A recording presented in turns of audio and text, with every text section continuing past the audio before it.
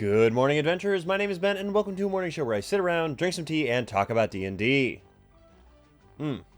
First up for D&D today, we have the Disaster Squad mug that my home game made for me with a bunch of our different locations from the world on it in like national park sticker kind of format. And inside of it, we have the Palace Elixir from D&T. Again, this is a really nice... it's kind of like mid-body, like it's not particularly heavy, it's not particularly light, but it is very good. It's green tea, white tea mixed together, in addition to jasmine pearls, cornflower, blueberries, hibiscus, lime juice, sea salt, extracts, and essential. It's very good. Highly recommend it. If you have not already checked them out, I would recommend doing so because they are very good and they make some really good stuff. It is all loose leaf, so you'll need to get some steepers, diffuse. I don't know what I should know what they're called probably, but I don't. That's not the point. So anyway, getting into what we were talking about today. It has been over a year since I made an episode specifically talking about role-playing. I made one way back at the beginning of this channel where I talked about 5 different tips for helping like get into a role, helping you role-play a little bit better. I have 3 more of them today.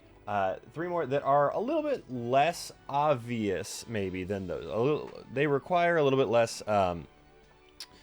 forward effort maybe. Just it's a few things that are a lot smaller that you have to sort of keep in mind that really help me, especially personally. I know they help people who like act when they're trying to play a role for acting. And these are predominantly player focused, but there is a little bit in here for DMs as well. So let's go ahead and let's just get right into it. Starting off at the top with number 1. This is one that I see a lot of the time that I don't know how many people actually realize is something that they do or don't do. And that is using first person when you are in character or when you are in the game, period. And what I mean by that, obviously, if you are speaking in your character voice, you are going to be using first-person language for the most part. But when you are a player sitting at the table and you are narrating for yourself, use first person. The benefit of doing so is that you are able to sort of like more seamlessly flow in and out of speaking and continuing to do actions. Plus, it makes it feel more grounded. It's something that will trick your brain into thinking, yes, I am this character. If you are talking in the first person as opposed to the third person. A really good example of that, just in general, like just something I'm coming up with off the top of my head here, is if I were to say, I'm going to use Belbin, who is my halfling sorcerer, love him very much. If I were to say, Bel's going to go over and open the door, and then he's going to peek inside, as opposed to, I'm going to go over and I'm going to open the door and I'm going to peek inside. The former is a like structured series of events that you are like describing that are happening, whereas the other one feels more like something that you are like engaging in, and it draws you into the game a little bit more if you are using that first person in order to actually do that. It's a little uncomfortable to get into at first if you're not used to doing it, but once you are in it, it actually helps you stay in the mindset of your character more readily and more easily, just because you aren't leaving it to describe the actions that you're taking. You are still locked in. You are still able to keep everything sort of going at the same pace in your head, because instead of it being well, yes, I'm speaking here. Okay, now my character is going to go do this. It is I'm speaking here. I'm going to go do this. It is an equivalence that your brain will process. That my brain at least processes, that makes it a lot easier for me to continue to be in character. It also, if you are recording your game, streaming it, sharing it in any capacity with somebody, it also, for me at least, makes it more engaging. One of the reasons that those big shows like Critical Role, Dimension 20, etc. are so engaging, on top of production value, on top of the people being professional actors and all of that, is that they utilize first-person narration a lot of the time. The people who are in their characters more often and who create those characters that like really draw you in and make you like deeply invested in them are embodying those characters, because they are out there acting as those characters, even if they are not like, up and doing something, it helps you sort of cement in your head that this person is this character. It is not this person playing this character quite as much.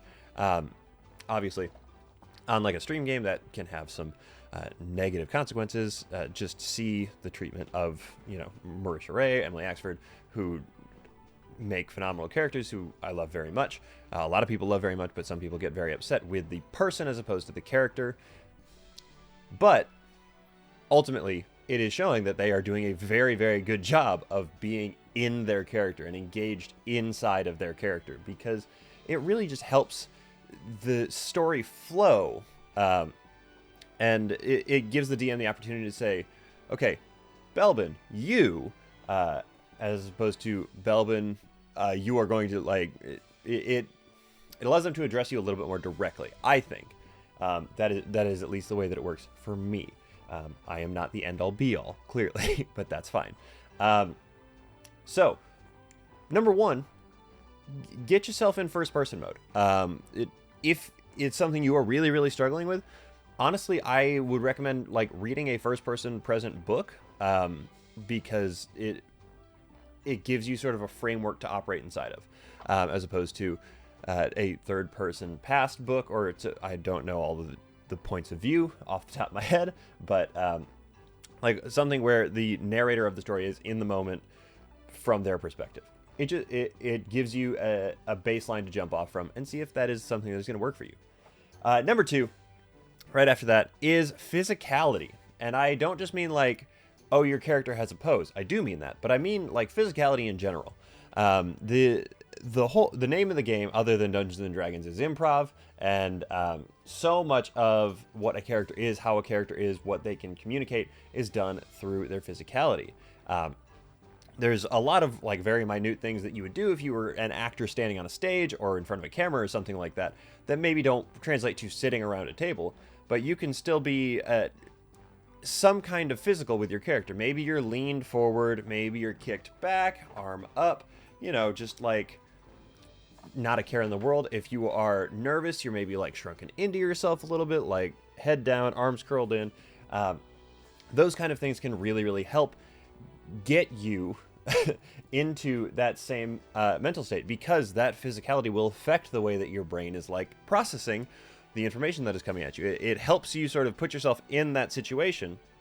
If you are, say, nervous, and so you're curled forward, if you are forcing yourself into that physical position anyway, you're going to be reacting as if you were nervous anyway. And it will help out quite a bit sometimes.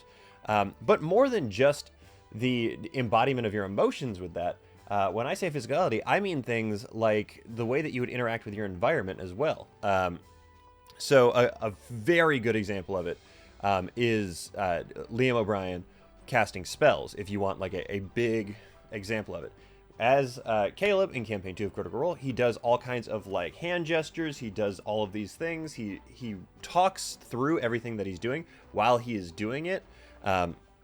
He uses a components patch instead of a wand or something like that, which is not always particularly common with spellcasters, but he is so focused on doing all of these things, like narrating it correctly, that he is also demonstrating to people how he is then casting the spell with his hands, because that is the way that he would be casting the spell.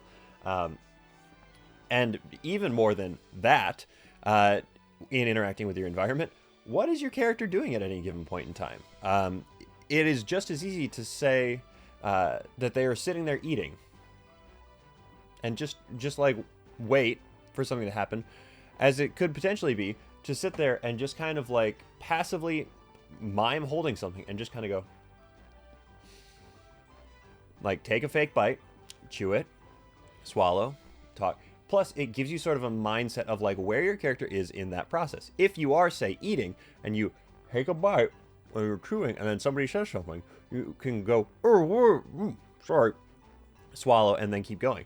Like, you just embody that a little bit. And then my probably favorite one that I have ever done personally is the knowledge of where I am in space as a character. This was a couple of months ago now, and I've done it several times in the past, but a couple of months ago now is the most recent time I did it. All of our characters were traveling, and my sweet little boy Belvin, was he had lost a bet and he was riding on a donkey. And so while I was sitting in the back of the train on the donkey, I was just sort of like swaying back and forth ever so slightly as the donkey was walking me down the road. And it just helped me sort of mentally put myself in that space to be like, yes, okay, this is how the world is affecting me currently in this specific way. Obviously, it's a little bit harder when you're in combat and like getting stabbed or something like that. But if you're just traveling and you can sort of give yourself a nice little rocking sway because you're on a horse or you're on a donkey or something like that, it honestly, you will be surprised at how well it just sort of like drills into your brain. Okay, this is what I'm doing right now. What could I be doing while I'm doing this? I could be playing with my new arcane focus. I could be going through something. I could be trying to write something down. I understand that it's hard to write down while I'm doing this, and me actually like physically sitting here and rocking back and forth and pretending to sketch out is helping that point come across to me as a player as well as to everybody else around the table.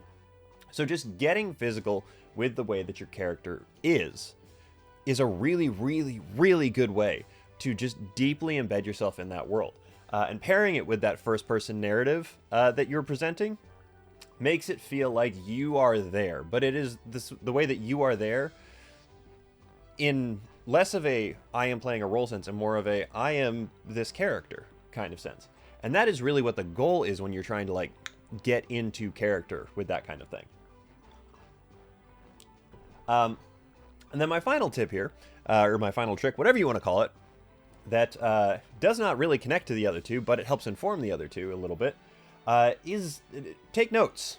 That's a good tip in general. You should be taking notes on things. But make sure you're writing things down. Make sure you're writing things down that are important to your character specifically. In my Belvin notebook, I have a bunch of notes that he thought were important at the time, is really what it comes down to. Like, I have information in there that me as a player looked at and went, I as a player looked at and went, that must be important. I'm going to write that down. But then I've got a list on one of my pages of like 8 different horse names that we voted on because why not? That was important to him at the time. So we went ahead and we wrote that down in his notebook. And it's not necessarily that I write them in first person. It's just I pick out the information that he is finding important as we're moving forward here. In addition to the random things that I write down that I'm like, this is probably plot that I should know so that I don't bother the DM later on because I can't remember. And more so than notes, I wrote down notes in general because I think it's always important to remind people to take notes. But I make one-pagers for characters. I update them pretty regularly, and I'm not going to read off my one-pager because it's for an active campaign that I know that the other players in this, or in that game, watch this show sometimes, so just in case they decide to watch it, hey guys, not going to read off my one-pagers to you, but I have like a list of things that are almost like ordered importance to him, things that I need to not forget, because so often you're in the role and you just sort of like start to forget some stuff sometimes. So I have things like exactly how he feels at any given point about the other members of his party, about how they are operating, what they're doing, some like essentially top 3 goals. If there are 3 of them, there's more than that, great. If there's less than that, I try and figure out what the other ones would be. Just sort of things like that, things that are like quick reference things so that if I am stuck in a situation, I can look down, find a line that says, oh, this is important to me, and then I can make an informed decision based on that. Those are things that I have to do outside of game time, things that I do to like ready myself for the game. And I treat it as like a living document. Whenever things change, I will go ahead and I will make sure that I will update it. Because when things change, suddenly there's a lot going on. And I do my best not to like erase things off of it or delete things away. I'll like strike through them, or I'll, transfer data down or something like that. Just because seeing where you came from helps inform where you're going, in addition to just having quick references helping inform where you're going as well.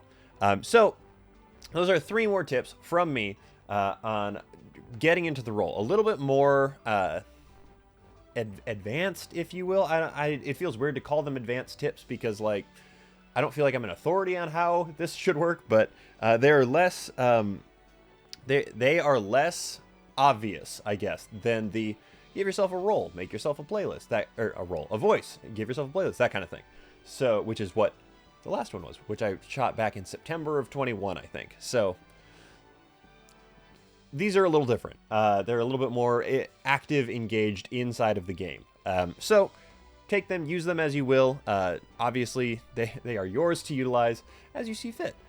Getting into the next bit here, we have the shows that we have today. It is Monday, which means we have, in no particular order, The Paper Dungeon, Chromatic Dice, Beyond the Realms, Unprepared Casters, Greetings Adventurers, Bards of New York, Hapless Heroes, Iron Adventures, Cast Party, Three Black Halflings, Hello from the Magic Tavern, King Leo D&D, Anti-Heroes Anonymous, Tabletop Tavern, Top of the Round, and League of Lady Adventurers. Go check them out. Let them know that I sent you, because again, someday somebody's going to say something to me about it, and I'm going to think that it's funny. But until then, I'm just going to keep asking you guys to do it. But that is everything I have to talk to you guys about today. So, thank you so very much for making me a part of your morning routine. I really do appreciate it. And thank you so much in particular to my patrons. You guys are the ones that make this show possible. If you're interested in becoming a patron, check out the link in the episode description. Yeah. Don't think I got that fly that's been flying around. Not the point. I think that is everything I have for you guys. So, with all that said, don't forget, everybody. Drink tea, play D&D, and keep on rolling.